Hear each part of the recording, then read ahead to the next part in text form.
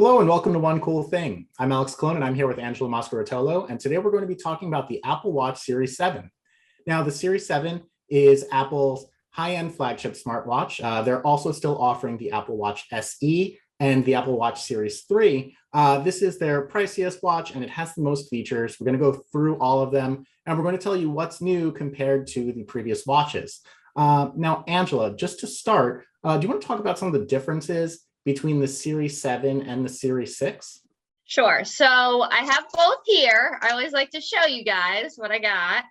This is the Series 7. And the main thing about it is the display. I also have the Series 6. So the display on the Series 7 is larger. It offers more screen real estate. Easier to read, buttons are bigger, so it overall provides a better experience when you're using the watch. So yeah, the Series 7 replaces the Series 6, and the biggest thing about it is that screen, and we can go into it a little bit more detail if you want.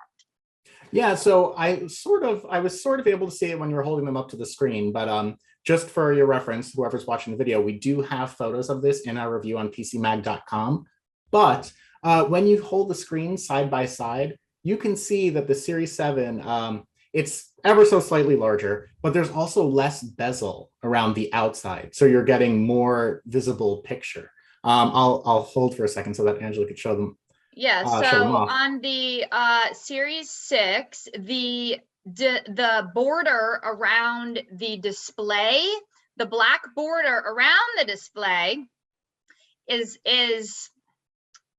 bigger. So, and now I'm trying to get them back on. I know this is an impossible demo, but you could, if whoever's watching, just pause your video for that split second and you'll see it. Yeah. So, so the thing about it is on the Series 6, that black border around the display is wider. So what they've done is they basically re-engineered the display on the Series 7 to make that border slimmer. It's much slimmer around the display. So you have more screen real estate, and they have slightly increased the size of the case. They went from, there's two case options, like a small and a large. This year it's a 41 and 45 millimeter. Last year it was 40 and 44 millimeter. So you can see they only really went up 1 millimeter on the case size. But what they did was really slim down the size of that border around the display.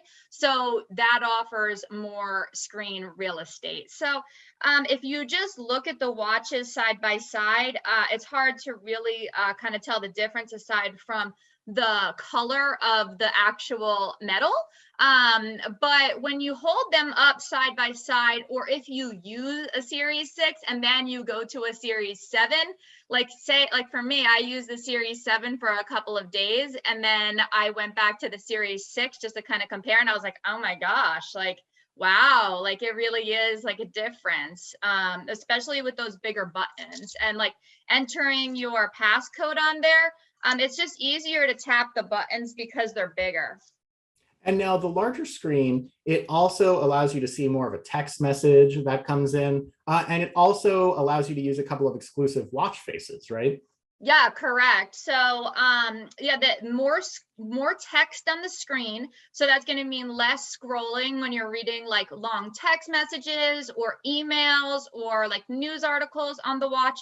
And then Apple has introduced two exclusive watch faces on the Series 7 called Contour and Modular Duo. So we have the Contour one featured at the top of our review. It's sort of like a mid-century modern inspired clock face, analog clock face with these like groovy kind of numerals around the display, and they really go to the edge, the very edge of the display. So that kind of highlights you know, the edge of the display. You can't get that one on any other iPhone or Apple Watch model right now.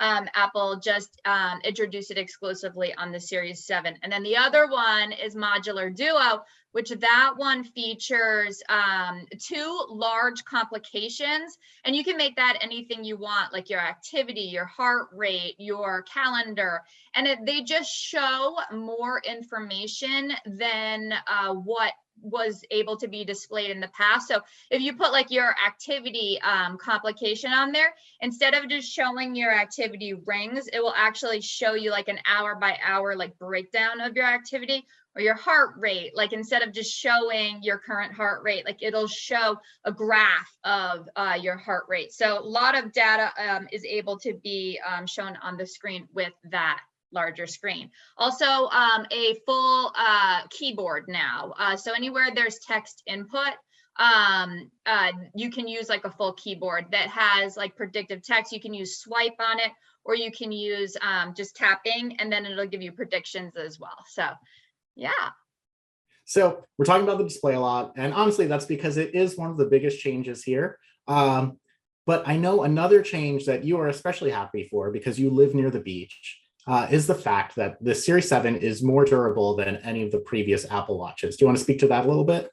Yeah, so this is the first Apple Watch with a IP68 certification.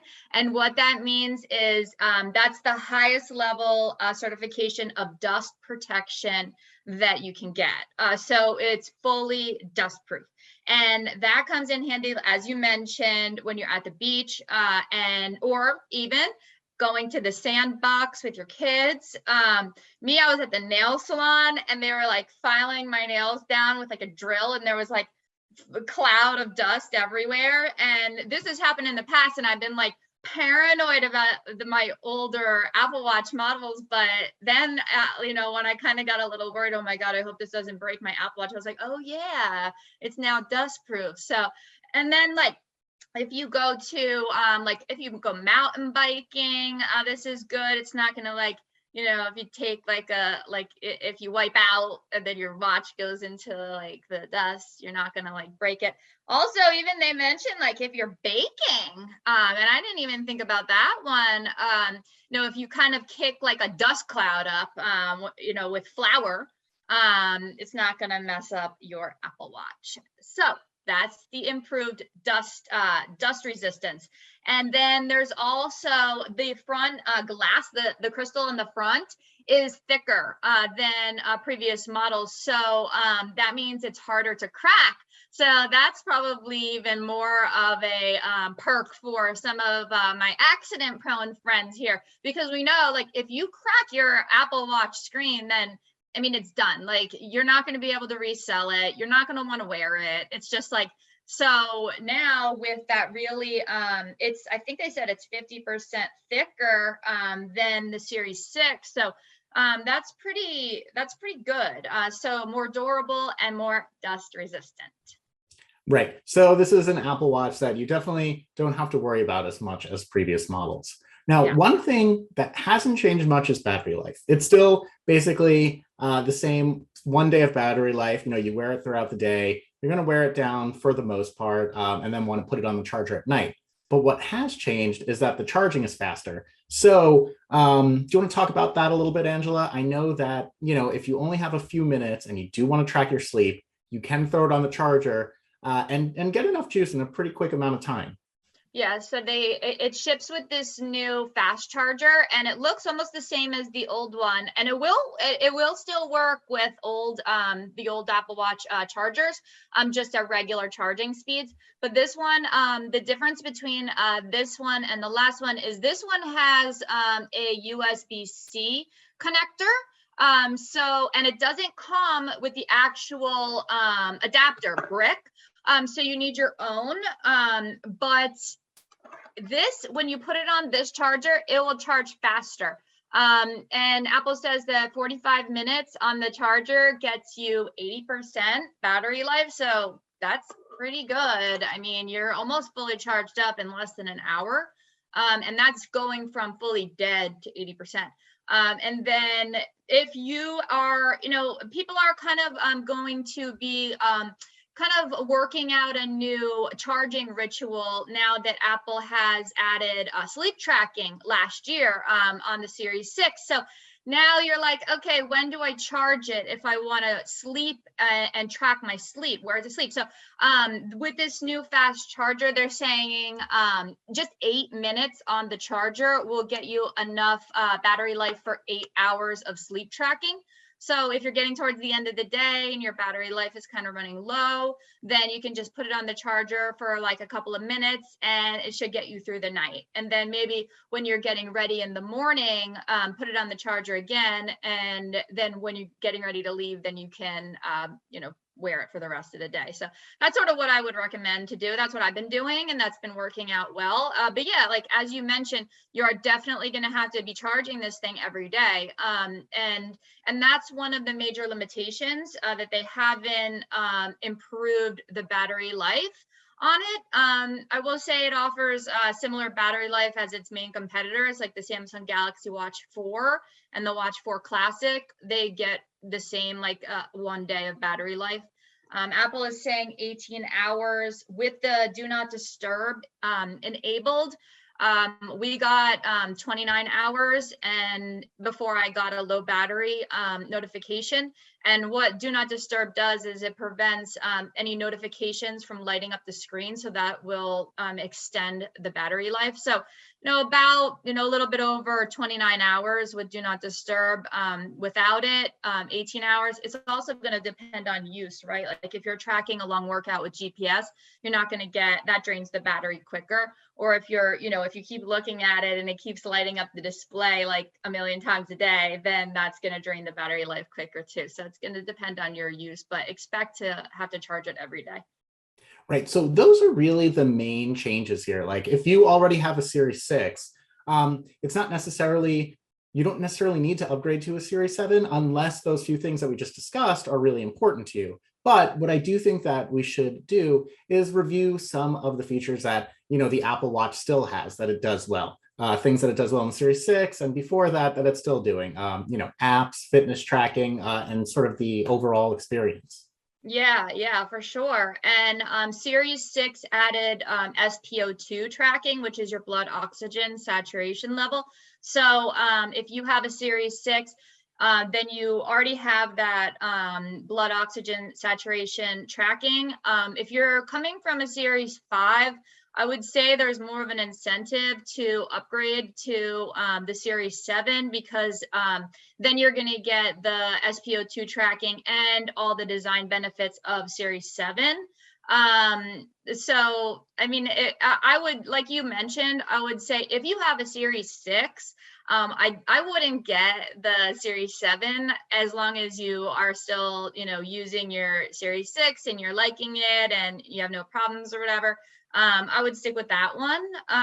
But if you're upgrading from an older model, there's more of an incentive. And then we also still have the Watch SE and the Series 3 as more kind of cost-effective or more wallet-friendly versions. At this point, not Series 3 isn't like the greatest choice at $199. It's 4 years old, like no cellular connectivity, only 8 gigabytes of storage as opposed to 32. And then some of the features that you're going to get on even the SE, which is like international emergency calling, fall detection, noise monitoring, like a compass. Series 3 doesn't have them. So now I would say, unless you can find it really cheap on like Black Friday, if you want a more affordable version, go with the Watch SE. But yeah, like there really isn't anything in terms of features besides the Samsung Galaxy Watch 4 that compares to the Apple Watch. I mean, you're just getting so many apps and the great fitness tracking. So it works with Fitness Plus, which we have a review of that. So all of the texting features, I mean, it just works so seamlessly with the iPhone that it's just a great companion. When you're even when you're in the car and you have your directions on there, they pop up on the watch, and it's great. Yeah, and that's sort of what it comes down to. If you're an iPhone user, I mean, we've tested pretty much every major smartwatch on the market.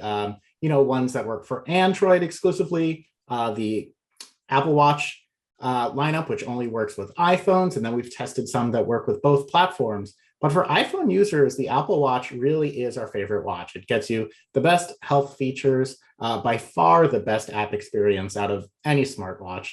And then this latest version brings these few new design benefits, including the larger display, the faster charging, and the improved durability. And so that is the reason that we gave this latest watch 4.5 stars and our Editor's Choice Award. If you are interested, as we said, the Apple Watch SE and the Series 3, those are still available. Those are less expensive choices. We also have those reviews on PCMag.com. But if you want any more information on the Apple Watch Series 7, we go into detail with specs, with all of Angela's experience. That review is live on PCMag.com. And if you have any questions, feel free to ask them in the comments. So thanks for tuning in to One Cool Thing, and we will see you again next time. Thank you.